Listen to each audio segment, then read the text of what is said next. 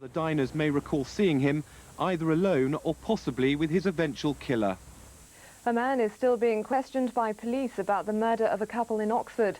Margaret Burtonshaw and John Partridge were found stabbed to death at their home in Wood Farm earlier this week. The Channel tunnel operators Eurotunnel have confirmed reports that full passenger services won't be starting until September at the earliest. That's 4 months after the official opening on May the 6th. It'll mean an estimated loss in revenue of £100 million. Problems thrown up by the tunnel's final safety tests are behind the latest reported delay. Engineers are said to be facing a wide range of technical problems, and so far only 18 locomotives out of an expected 38 are in full working order. But speaking on Radio 4, Eurotunnel's chairman, Sir Alistair Morton, said it always planned to build up gradually to a full passenger service by September. Once we've got a certificate, we will be operating at a low level of frequency, which is not a turn-up-and-go service for the general public.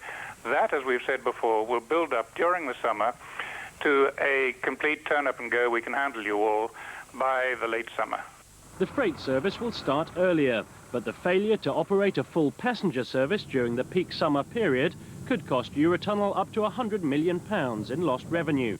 It's already promised refunds to people who bought tickets to travel during June and July. Forecasters are warning there'll be no let-up in the bad weather over the bank holiday weekend. Winds up to 80 miles an hour have caused problems on the roads and at airports. Power lines have also been brought down. Scaffolding was blown over by high winds at this housing estate in South London. Cars were damaged, but no one was injured. Fallen trees blocked minor roads overnight and power cables were brought down.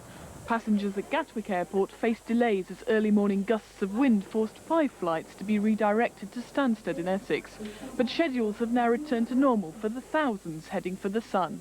It's very busy over the 5-day period, about 300,000 passengers operating out over the weekend, but 70,000 today, so it's quite a busy day. Despite warnings of more strong winds and blustery showers, thousands of bank holiday motorists took to the roads, bringing parts of the M25 in Surrey to a standstill. But at Dartford in Kent, the Queen Elizabeth II Bridge was reopened after being closed overnight. Finally on to sport, and another disappointment for speed skater Nicky Gooch in the World Championships at Guildford.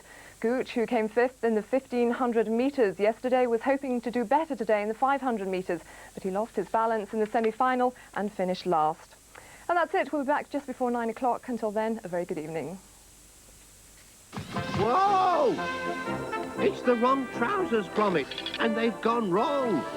Stop them, Gromit! Stop them! First he brought us the award-winning Creature Comforts, now a second Oscar for the wrong trousers. An ingenious crime with a cunning disguise. Good grief, it's you! And a daring escape. Nick Park's thrilling adventure, The Wrong Trousers. Easter Monday at 6 o'clock on BBC2. He's from the moon. Brown and wrinkly. He came in a spaceship. He made Elliot wrong.